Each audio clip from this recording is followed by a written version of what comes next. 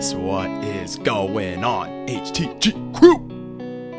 Coming off the first win of 2021, shout out Collin Morikawa, my dog, best iron player on tour since Tiger Woods. You heard it here first. Hey, you didn't hear it here first, but we're on board with that narrative because this kid is something else. Hope you guys are having an awesome day today. Hope you guys are ready for an awesome week. API, one of the, premier non-major tournament events of the year. Super excited to get into the Arnold Palmer Invitational. But first, what are we smoking today? Well, we're smoking, let's see, Blue Dream. The grower is Elyon. This is a sativa testing at 18.40% THC. So it should be a good time, and as you can tell, I'm in a fucking celebratory mood.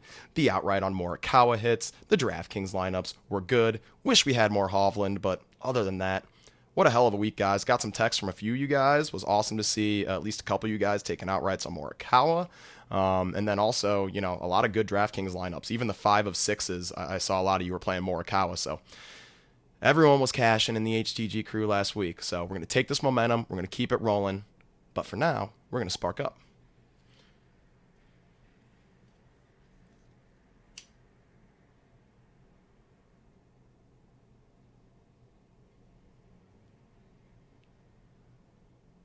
Man, it feels good to have the monkey off the back. Morikawa getting our first W of 2021.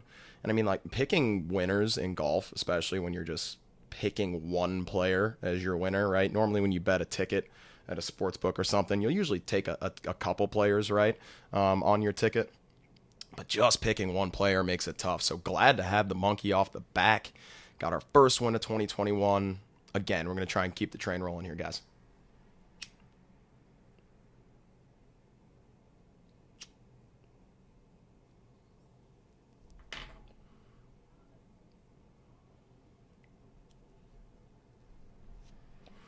Alrighty, before we get into the Arnold Palmer, as usual, we're going to recap last week's event. So, the WGC WORKDAY.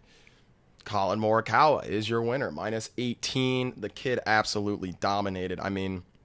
This kid is so special. He's got a major championship, a WGC victory, 4 victories on tour in total now in his young career. The only player to do this at such a young age, the only other player in PGA Tour history to reach those feats at such a young age is, of course, the one and only Eldrick Tiger Woods, who, of course, we hope is resting up and hopefully feeling a little bit better after surgery. And we wish him a speedy recovery, even if not back to the game of golf, just, to the game of life. But Morikawa, for all intents, he really does look like I don't want to say a poor man's Tiger Woods because that sort of sounds like an insult, even though, of course, it isn't. But at this young of a stage in someone's career, I've not seen someone with the iron play, the prowess with the irons that Morikawa has. This guy's probably the best iron player on tour, and he's only been on tour a couple of years, so I'm really excited to see what the future holds for Morikawa, especially at courses where, you just need to put yourself in the right places off the tee and then really lean on your iron game to shine. And that's, I think, what we saw at Concession. The model last week was perfect, right? We really, really heavily weighted strokes gained approach and good drives gained because we knew that these guys wanted to put themselves on the right sides of the fair, on the correct sides of the fairways, I should say, so that they had the appropriate angles into the green. And then from there, it's, who's the best mid to long iron player? And to me, in that field, it was Collin Morikawa. That's why we went ahead and we selected him as our winner, and it paid off. So again, we're going to try and keep this, critical analysis of the golf courses, of the skill sets we want to see going, and hopefully it leads to more winners.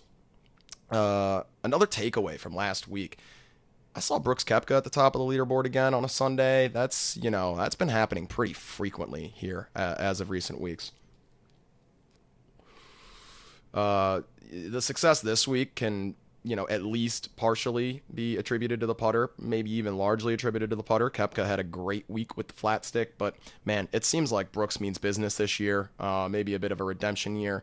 I will certainly be looking very, very closely at Brooks for the U.S. Open and the PGA Championship there at Kiowa. So, U.S. Open at Torrey, PGA at Kiowa. It's going to be hard to fade Brooks in either of those events. This dude looks like he is on a mission, and we know that he ramps it up when it comes major tournament time. So We can keep Brooks in mind for really any event where the skill set fits the golf course. Usually you want to take a course where it's going to play a little bit more difficult, but we even saw him win at Waste Management already this year. Brooks is live everywhere, and especially in the major championships, I'll be taking a close look. So keep a close eye on Brooks, especially as these majors roll around.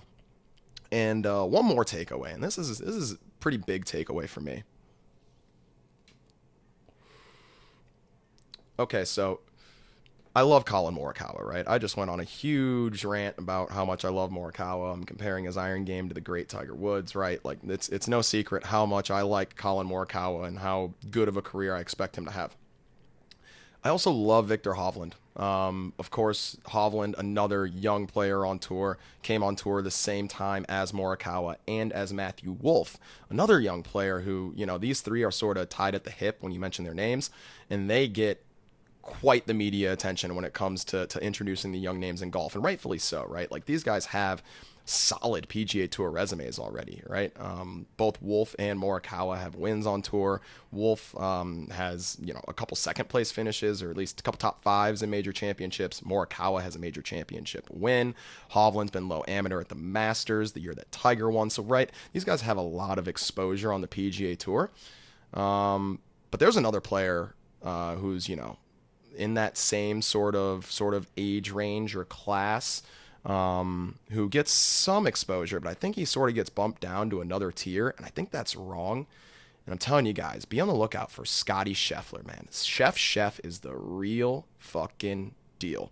It's only a matter of time before you hear his name, in my opinion, before you hear his name mentioned with the Morikawas, the Hovlands, the Wolves. And Morikawa has certainly distanced himself from that entire group at this point in time. I mean, his resume is absolutely absurd. I already rattled it off, but I'm telling you guys, Scotty Scheffler, I think, being a little bit overshadowed, if not a lot overshadowed to the casual golf fan, just because of all the early success that Morikawa, Wolff, Hovland have had. So keep a close eye on Scheffler. This guy's got as high a ceiling as any of these guys. He is an absolute stud. And if you look at his build from a body build standpoint, Chef's a big boy, man. Almost gives you like those John Rahm type of feelings where, he's going to be able to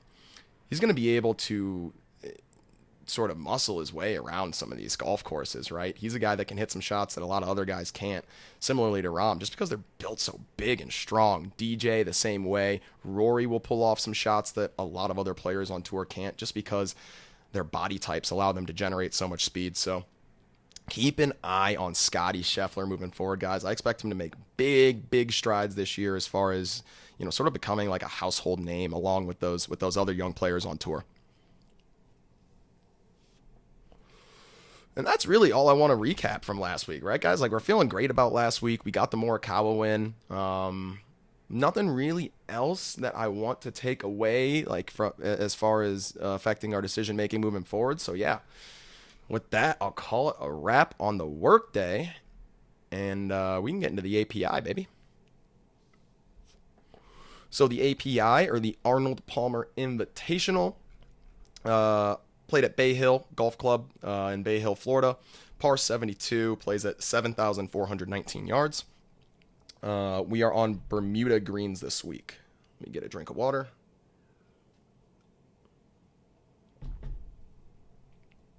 Tyrrell Hatton is our defending champion, shot 4 under last year in some very difficult wind conditions.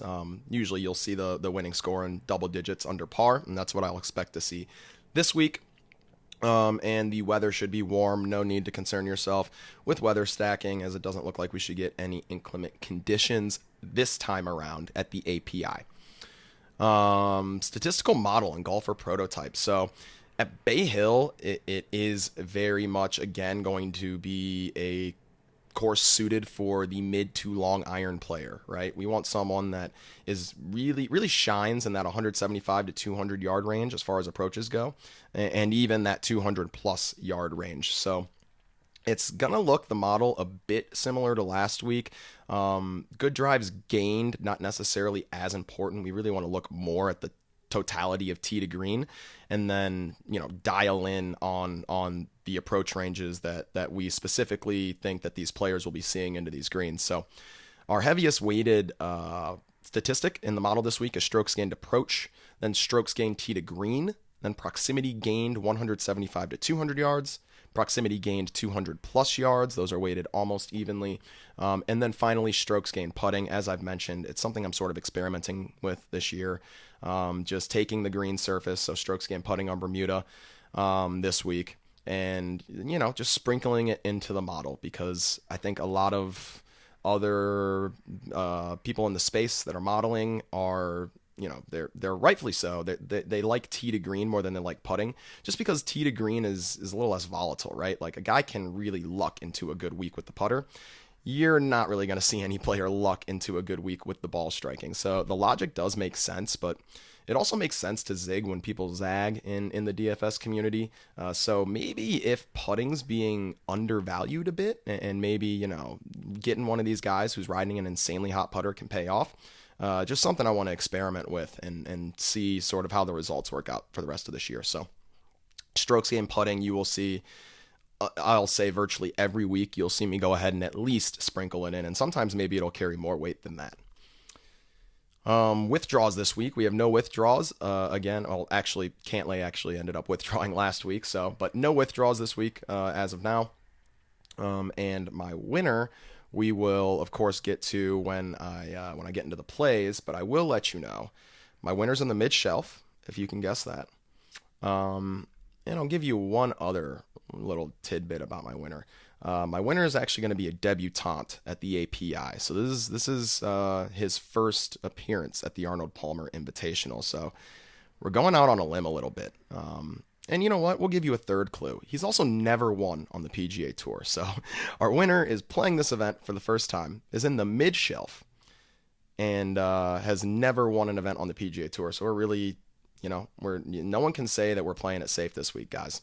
HTG crew, we're taking our shot this week, but I feel really good about this guy. So hopefully he can at least get us a top 5. Now it's a top 5, but I think his prospects at winning actually are solid this week. So with that, let me respark this thing. We can get into the top shelf plays. Before I do get into the top shelf plays, go ahead and drop in the comments who you think my winner is. Before I get to it, while you're watching this video, just take a look at those players. The mid-shelf is $7,500 to $10,000 in DraftKings pricing. Go ahead and scroll through the list. Let me know who you think my winner is. Drop it in the comments.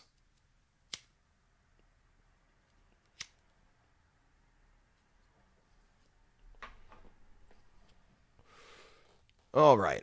The first top shelf play is not going to surprise you in any way, shape, or form. It's Rory McIlroy at $11,500, 18.9% projected ownership. And, I'm going to be on the McIlroy train all year. This guy's an absolute stud, arguably the best player in the world, especially when he's in form. For me, it's got to be either Rory or DJ. That are the best in the world when they're both at the top of their games. And Rory seems to be trending in that direction. The tee to green game's been phenomenal. He's 6th in this field over the last 24 measured rounds, and of course provides more upside there. And again, I think Rory, needs to get this monkey off his back here recently. It's been a while since Rory has won an event on tour, and he's too good a player for that to continue, for that trend to continue. So Rory McIlroy, $11,500, 18.9% projected ownership. A guy who almost always at least plays well at API. His worst finish in the last 5 years is a T27 in 2016. He won the event in 2018. So yeah, he likes it around Bay Hill. He's an absolute stud. You can't go wrong with Rory McIlroy. $11,500, 18.9% projected ownership. I also like, and I mentioned him earlier when I was talking about the young studs. This is a crazy price tag, but Big Dick Victor Hovland, $10,600 price tag, 21.1% projected ownership. So a hefty price tag, a hefty ownership. But nobody has been hitting the ball better than Hovland in this field, really, over the last few events here, over the last 3-4 events here. So although the course history isn't stellar, a T42 last year and a T40 in 2019, the ball striking statistics for Hovland really blew my mind here recently, made my eyes pop, and you can't not mention a guy who's been doing things like this. So at WGC Mexico, where he came tied for second last week, gained 8.7 strokes on approach and 11.4 strokes tee to green in that stacked field. At the Genesis, gained 4.1 strokes on approach and 7.4 strokes tee to green. And at Farmers, gained 5.4 strokes on approach and 7.2 strokes tee to green. The dude's been absolutely balling with the ball striking. Hard not to want to roster him, but DraftKings did a good job pricing him up here where you do have to pay a premium for him, and the ownership's already there. But a $900 savings to Rory McIlroy does make me prefer Hovland, who quite honestly has been hitting the ball better than even Rory has here lately. So love Victor Hovland at $10,600, 21.1% projected ownership. The only yellow flag, I wouldn't even call it a red flag, is, the T42 and T40 finishes. Don't really show a ton of upside, but, at least he's made the cut both times, and you really can't come into the event with any better form than Hovland is. So he's knocking on the door for a win. I'm not sure if he gets it this week, but he certainly grades out as a great DraftKings play. And the last top shelf play is our defending champion, Tyrrell Hatton, $10,000 flat price tag, 21.9% projected ownership. And, mid to long irons, that's Hatton's. That's like a name of Hatton's game. That's what he does as well as anybody on tour. It makes sense that he won here last year. It makes sense, especially with the wind conditions, right? Hatton being a European player. And it also makes sense that he came T4 here in 2017. This golf course, he's made the cut here all 4 times he's played. This golf course is just a great fit for Hatton. I see no reason not to go back to him again this week. Over his four starts here at the API, he's gained over 26 strokes total. No reason to be afraid of Hatton at the $10,000 price tag. 21.9% projected ownership. The ownership's there, but I'm certainly more comfortable with this ownership, especially at the price tag, than I am with Hovland's, given his relative struggles around this golf course. But both still look like great plays at their price tags and ownerships. And I need to respark this thing, and we need to get into the mid-shelf plays. I'm going to get a drink of water, and we'll get right to it. And if you haven't dropped who you think my winner is yet in the comments, make sure you drop that in the comments, because we're going to get to it here in the mid-shelf plays.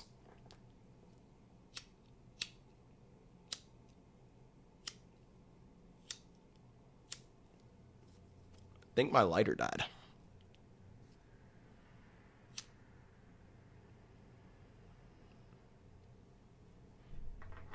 Had to give it a good shake. Can't let this thing go out again, so I might have to chief it down before we even get to the SCHWAG bag, but such is life, right? Okay. Little water first.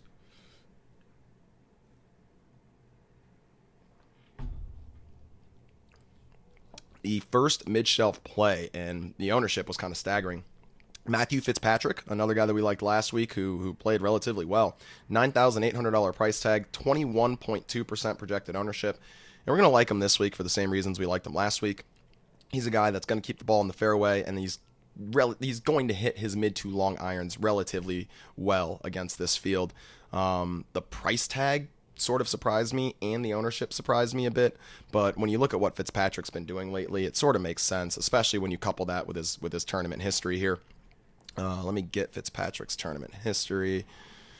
Came T9 last year, solo second in 2019.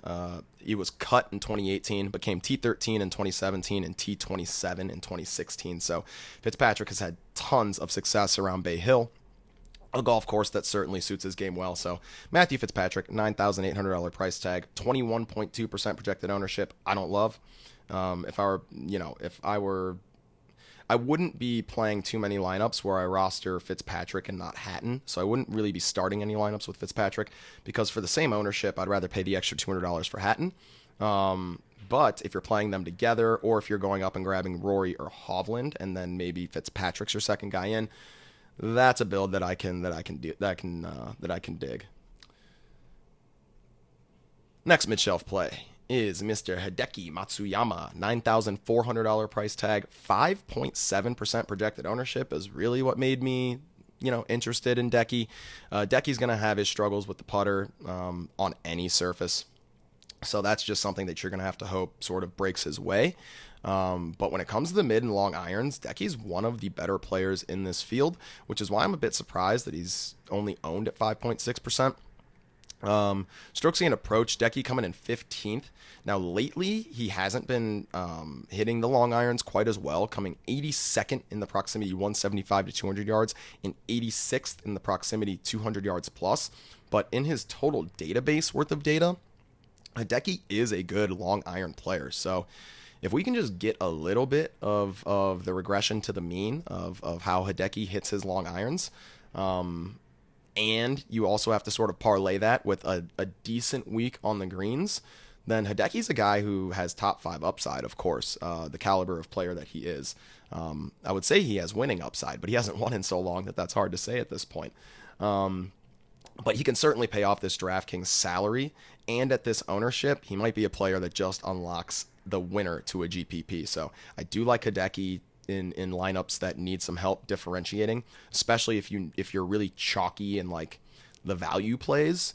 Going up and grabbing an expensive low-owned guy like Hideki, who should be able to gain against this field with his irons, I like the idea. So Hideki Matsuyama, $9,400 price tag, 5.7% projected ownership. A guy who every time he's in a fucking PGA Tour field, I feel like I can't get away from him. So you guys aren't gonna be shocked to hear this name. Paul Casey, $9,100 price tag, 16.9% projected ownership, mid to long irons. Paul Casey. I mean, it makes sense. He's one of the better ball strikers, or most consistent ball strikers, I should say, in this field. Last played the API in 2017, where he came T41, and then in 2016 he came T9. So yeah, Casey has some upside around Bay Hill. He fits the golf course well as far as the skill set that we're looking for. $9,100 is a fair price tag, and 16.9%. I'm surprised he's not one of these guys that's in the 20% range. Seeing the ownership on Fitzpatrick, Hatton, Hovland, I'm surprised Casey sort of doesn't command the same respect as far as ownership goes. So I do really like Paul Casey, which I feel like I say again every time he's in a PGA Tour field. But Casey at $9,100, 16.9% projected ownership feels like a good spot. And we still haven't gotten to my winner yet. The next mid-shelf play, Mr. Francesco Molinari, $8,700 price tag, 15% projected ownership. And I've been writing up Molinari in the Quickie articles a few times here over the last couple events, because it looks like he's sort of back, right? Like the ball striking has returned. Sort of fell apart there. I believe it was just on Sunday at Pebble Beach. It might have been over the weekend. I think it was both Saturday and Sunday that he struggled with the ball striking at Pebble Beach, but then he bounced back with a nice, ball striking performance at the Genesis. Gained 1.6 strokes on approach, 4.3 strokes tee to green. And prior to the AT&T, he gained 8.9 strokes tee to green and 4.1 strokes on approach at the Farmers, and 4 strokes tee to green and 2.9 strokes on approach at the American Express. So the weekend at the AT&T sort of just seems like a blip on the radar. Nothing to be too concerned about. It appears like Molinari is really rounding into form, and we know what his upside is when he's in form. And this is a golf course that is a great fit if Molinari has his A game. So I do really like Molinari this week. Again, we've been writing him up a lot here recently, saying to look out for him because he looks like he's really returning to form. He won this event in 2019, also as a T7 and a T9 in 2017 and 2016. So 3 top 10s the last 4 times he's played this event. He's under-owned if he is truly back in form. So I think we're getting a bit of an ownership discount because some people are sort of waiting for it, right? They're not willing to preemptively strike on Molinari, and that's where value really lies. So Molinari, $8,700. If he's in form, that's too cheap of a price tag, and 15% projected ownership for that price tag is pretty surprising. Will Zalatoris at $8,600, 16.3% projected ownership. Zalatoris, another guy, mid to long irons. The guy's a stud, even when measured against his PGA Tour peers, as opposed to his Korn Ferry Tour peers. Zalatoris, absolutely. I imagine that he's a player that makes a lot of waves this year. Let's see what his model ranking is. Zalatoris coming in 9th in the custom model. He is 17th in strokes gained approach in this field over the last 24 measured rounds. Really, where Zalatoris has been struggling, especially on the Bermuda surfaces, is with the putter, where he ranks 110th in this field. So if Zalatoris can just be neutral this week with the putter, I think he pays off this price tag. More of a cash game play to me, really. Which is crazy to say for a guy who hasn't played this event before. But when I'm thinking about him as compared to like Molinari, I think Molinari has the upside to win the event. But of course, we could see the Molinari from the AT&T show up. I think Zalatoris, even if he does have a putrid week with the putter, he's probably still making the cut. So the ball striking's been that good. So Will Zalatoris feeling like a pretty safe play. I'm not entirely sure what the upside is, but at $8,600, 16.3% projected ownership. If you're already taking some chances in other spots in your lineups, I'm fine slotting Zalatoris here in the sort of mid-tier of the mid-shelf here. At $8,500, we have Mr. Max Homa, who, he's just been in a great mindset here lately. Seems like his game has obviously come together, right? He's coming off a win here. I know, actually, he did play... Did he play WGC last week? I believe he did. He did play WGC, so he has played one event since his win at the Genesis. And at WGC, he gained another 4 strokes tee to green. Did lose 0.3 strokes on approach, but, he had gained strokes on approach in his previous 5 events prior to that. So coming off the win, maybe was less practiced, or I don't know, mentally a little bit somewhere else, but I suspect that Max Homa will have no problem gaining strokes on approach this week and gaining strokes tee to green, and that's what we want to see at API. So Homa looking solid at $8,500, 10.8% projected ownership. I do like some of these guys with the lower projected ownership because they're not really all that different of plays for me as the guys with the higher projected ownership, like the Fitzpatricks of the world. So just something to consider. If I had to decide between Max Homa and Matthew Fitzpatrick in a vacuum, that still would probably be a tough decision. And then when you tell me that I get Homa at a $1,300 discount and half the ownership, it really doesn't become much of a decision point at all. So just something to consider, guys. The next mid-shelf play, and notice we still haven't gotten to the fucking winner. So where is this winner priced? Mark Leishman, $8,200, 13.2% projected ownership. Our runner-up last year. So, the course history is definitely there for Leishman. Leishman has come solo second last year, T23 in 2019, T7 in 2018, won the event in 2017, and T17 in 2016. So, yeah, Leishman is a horse for the course. He's been playing pretty well lately. Didn't have a great week last week, but which is really why I would have really loved Leishman if he were really trending as far as the game were concerned. But he's just sort of trending. Struggled a bit last week. Let's actually go ahead and pull his strokes gain data for last week.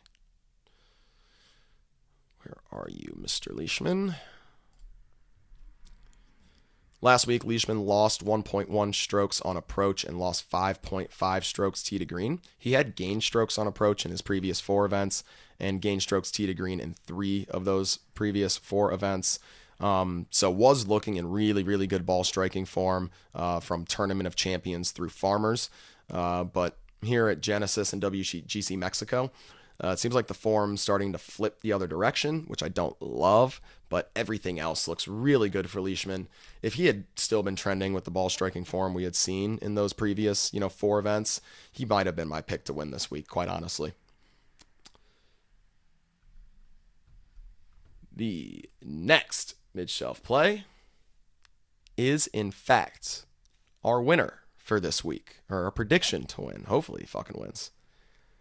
Mr. Cameron Davis, $7,900 price tag, 17.9% projected ownership.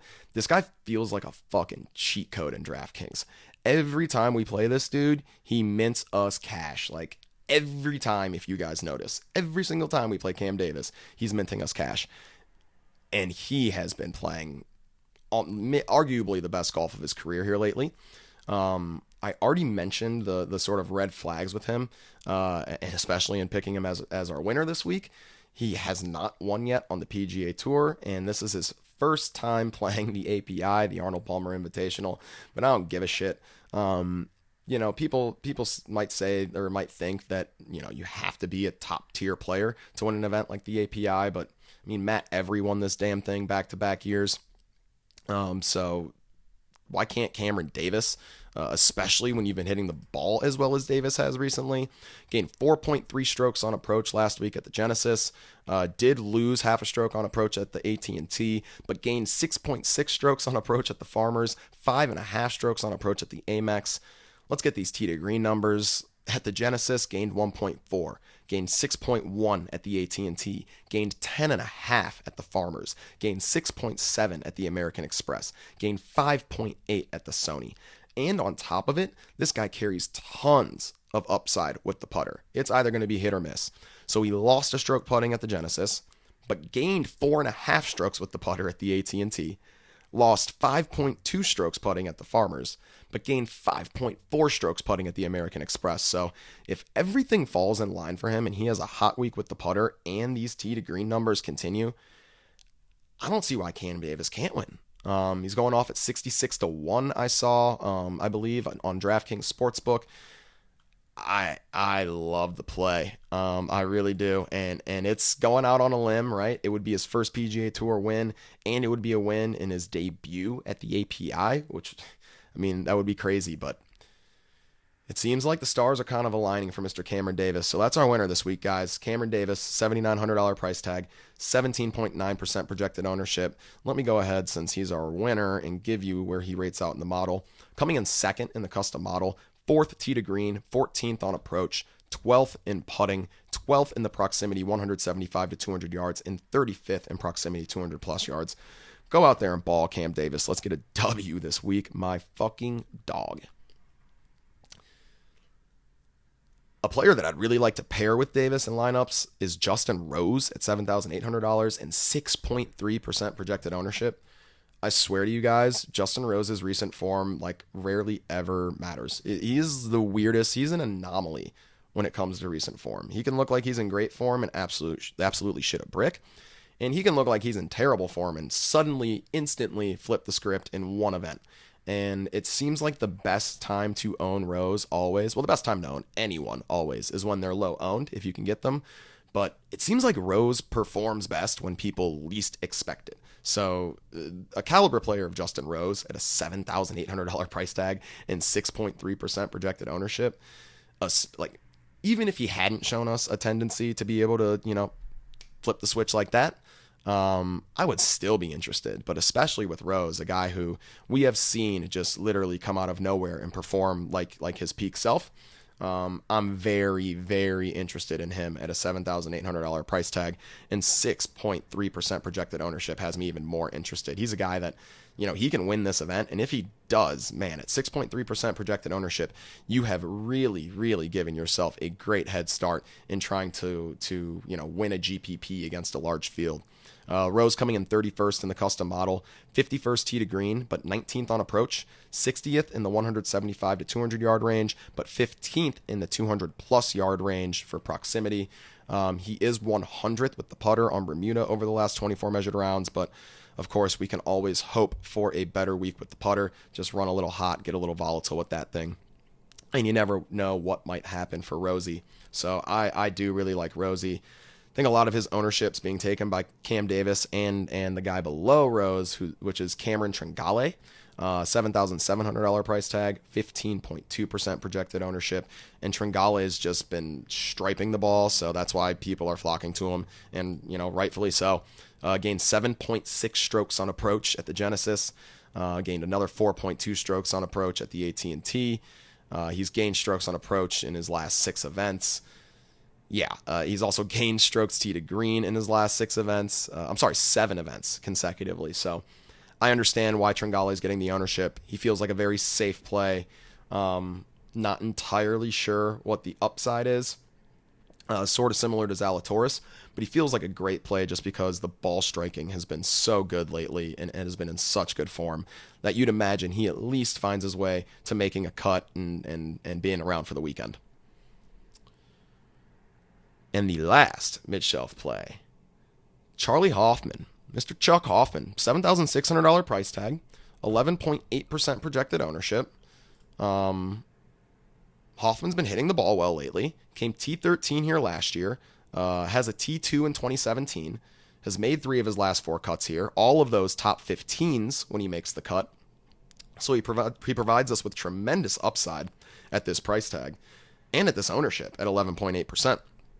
So being in decent enough form and having the course history, it feels like we're getting a pretty nice discount on Chuck Hoffman.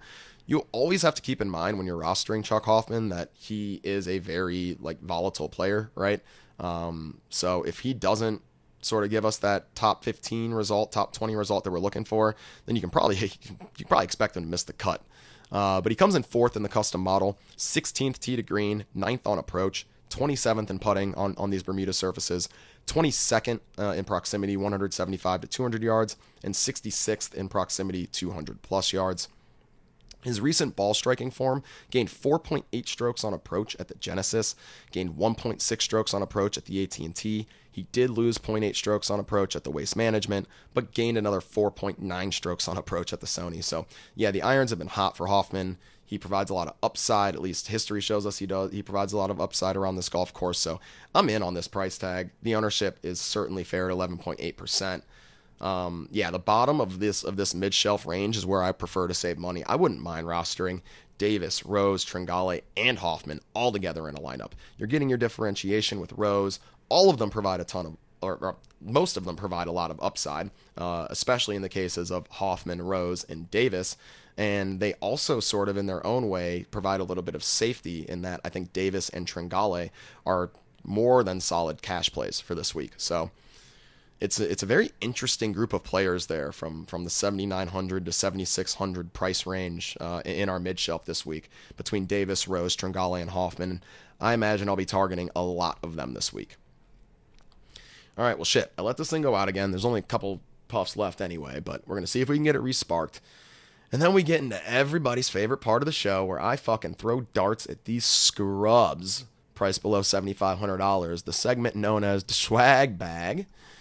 And what do we have? We have 11 SCHWAG bag plays for you this week, and a couple of them at 1%, 1.5%, 2% projected ownership. So I know this is the segment of the show that you guys love. So just buckle up and get ready to get your darts ready to throw, because we're going to be firing a couple this week.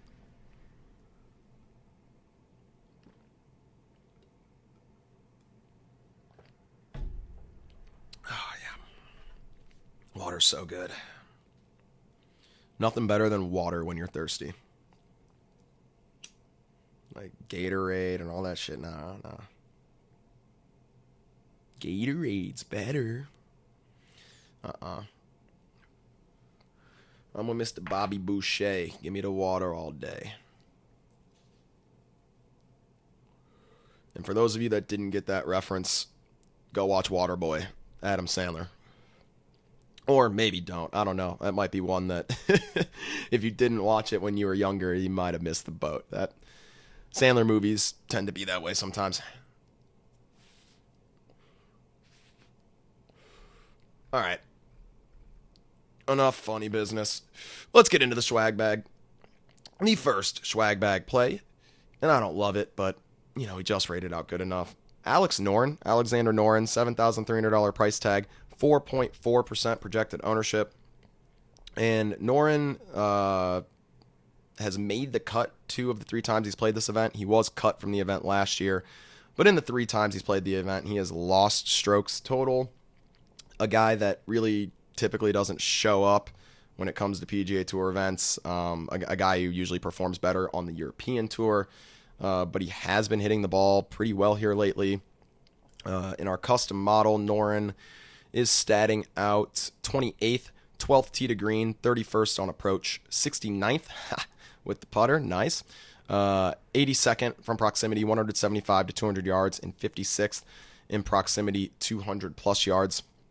So looking like a decent play. The price tag's cheap enough and the ownership's low enough that if you get stuck with $7,400, $7,300 left and you need one guy to shove in as your last guy, I don't mind Noren as your last guy. That's sort of where I stand on him. The next swag bag play is Byung-Hun An, Benny An, $7,100 price tag, 5.3% projected ownership. And at this point, you guys know the story with Ben An.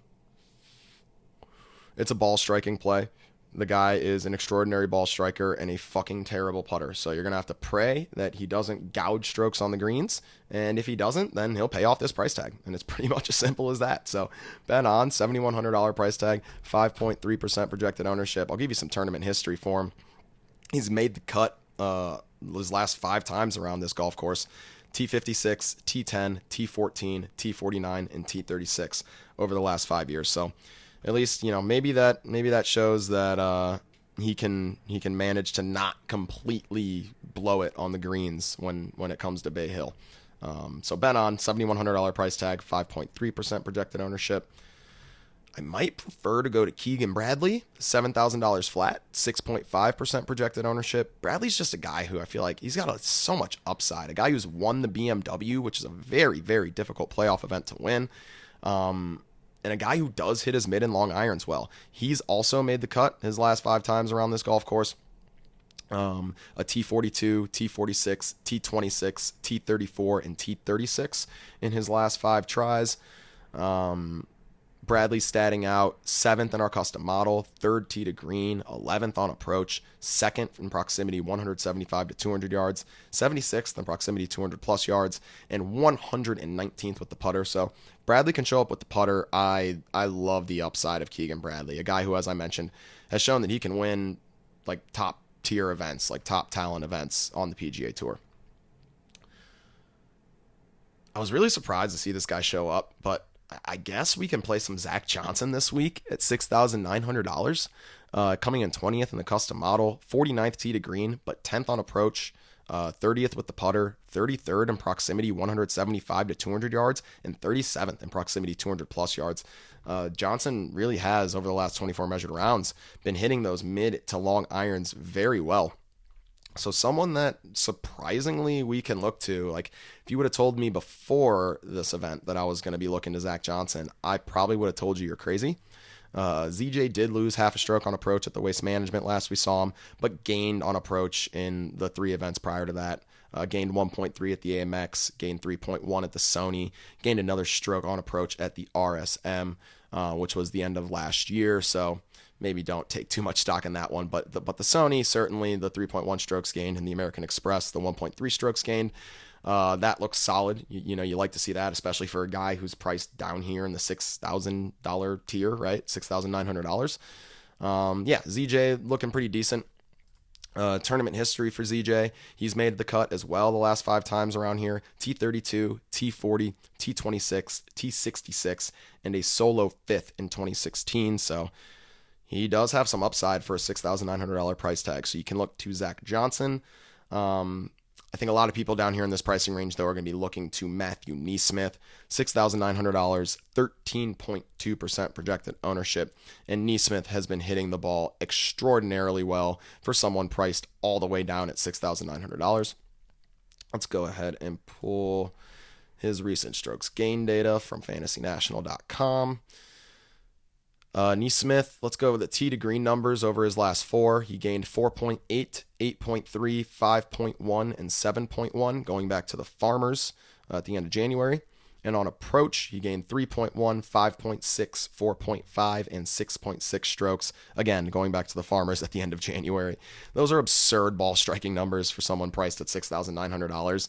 This is almost like a set it and forget it type of thing. Like, if we're going to get that much ball striking value out of a player at this price tag, we're just going to go ahead and do it. NeSmith was cut last year, lost 1.32 strokes total, but man, the recent form's too good. The mid to long iron game, checks out. 29th in this field in proximity 200 plus yards. He is 90th in proximity 175 to 200 yards, but coming in 26th tee to green and 25th on approach. You add on 40th with the putter, which is, a little bit better than average in this field. And NeSmith is just underpriced for what he's been doing recently. So $6,900, even at 13.2% projected ownership, he is your go-to play down here in this pricing range in the swag bag. I also like Harold Varner III, $6,800 price tag, but the 3% projected ownership is really what has me interested in Varner. HV3 deserves a little bit more ownership than this, in my opinion. Came T36 last year, was cut in 2019, came T34 in 2017, and was cut in 2016. Varner, a guy that can, make splashes with the long irons, coming in 8th in proximity 175 to 200 yards and 9th in proximity 200 plus yards, 98th with the putter, so you're going to need him to improve on the putting on the Bermuda surfaces. But man, 24th on approach over the last 24 measured rounds against this field, 7th tee to green, comes in 8th overall in the custom model. This is not a guy that should cost $6,800 and be 3% in projected ownership. So a good leverage play down here, and you don't have to get too much of them. If you're playing 5 lineups, you can just take one lineup with Varner, and you are highly leveraged to the field. So I do really like the idea of getting a little equity in HV3 this week at that $6,800 price tag. You could take a stab at Chez Reavie at $6,700. I'd prefer HV3, but Chez, at least, he comes in first in this field in proximity 175 to 200 yards, and that's really where he's hanging his hat as far as the model's concerned. He's been terrible putting on Bermuda, so you'd have to have him have a good week on these Bermuda greens, and he's been very so-so tee to green as well, so a dart throw for sure, and I definitely prefer Varner, but Chez Reavie at least somewhat viable at that $6,700 price tag, but there's a reason he's 1% in projected ownership. Another guy who I like a lot more than the projected ownership, sort of similarly to Varner, but I don't feel as strongly about as I do Varner. Aaron Wise at $6,700, 2% projected ownership. Gained 3.2 strokes on approach at the Waste Management, coupled that with 3.5 strokes gained tee to green at the Waste Management. Gained another 1.4 strokes on approach at the American Express and 1.1 strokes tee to green at the American Express. We don't have a breakdown of strokes gained data at the OHL, which was the end of 2020, but he gained 14.1 strokes total at that event. So he seems to be trending in the right direction. He's a talented player when he is on form. Coming in 5th in the custom model in proximity, gained 175 to 200 yards. He's 19th overall in the custom model. He's 13th in strokes gained approach over the last 24 measured rounds in this field.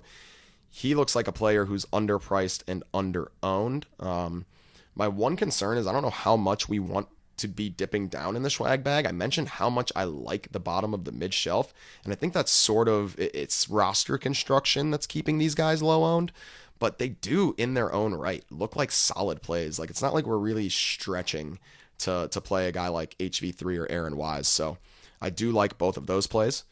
I also like Tom Hoge, $6,500 price tag, 3.4% projected ownership, coming in 21st in the custom model, 29th tee to green, 28th on approach, 15th in proximity, 200 plus yards, 58th with the putter, 47th in the other proximity range, 175 to 200 yards. I believe has a solid course history around here as well. Came T15 last year and T26 in 2018, which are the last 2 times he's played this event.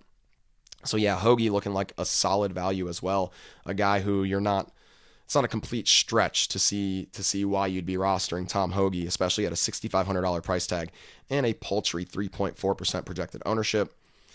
Really the only player garnering significant ownership down here in this $6,000 range is Kyle Stanley at $6,500, 7.9% projected ownership. And Stanley does feel like the safer play if you really need to pay down into this pricing range. He's a guy who, you can count on him to gain strokes on approach pretty much no matter what. And it's hard to say that about a lot of players down here in this, $6,500 pricing range. But long term, like over his last 240 events, Kyle Stanley's gained 1.2 strokes on approach and 2 strokes tee to green, right? So I've been reading off these guys who have been in good form, but Kyle Stanley is a guy who's priced down here and has shown over, the course of his career, long term, that he can get it done on approach and tee to green. The concern with Stanley is that he did lose strokes on approach, 3.4 strokes on approach at the Genesis. Also lost half a stroke tee to green at the Genesis, but he was stellar in the 4 events prior to that. So you can give him a little bit of a pass, especially since we're, only paying $6,500 for him. And 7.9% projected ownership does seem fair. And the last swag bag play, and then we'll get out of here, is Mr. Doc Redman, TikTok Doc. He should have that TikTok handle. If he doesn't, I don't know what the fuck he's doing. But TikTok Doc, coming in a $6,400 price tag, 1.7% projected ownership. I think we mentioned Doc as a play at the Genesis where he missed the cut. He's missed 3 consecutive cuts, so buyer beware here. But, at least at the Farmers and the Waste Management, he was hitting the ball well. Gained 1.5 strokes on approach at the Farmers and 3.8 strokes on approach at the Waste Management.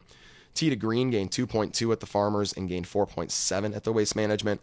He did regress at the Genesis. Didn't play last week at the WGC event, of course. But at the Genesis, he lost 2.9 strokes on approach and lost 1.1 stroke tee to green. So don't feel super confident about Redman.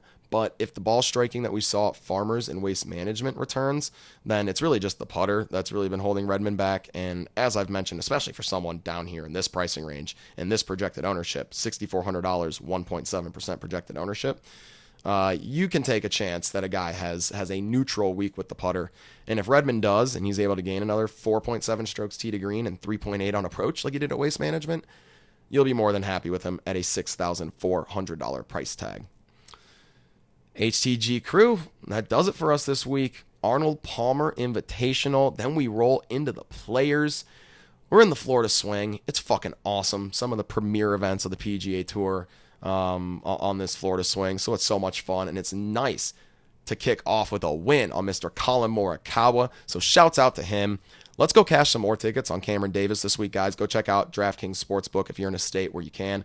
If not, find your own way to go ahead and get a piece of equity in Mr. Cameron Davis to win this event this week, because I do like him. I'm seeing him at 66 to 1 in most places. So I say fire away, and let's carry this momentum.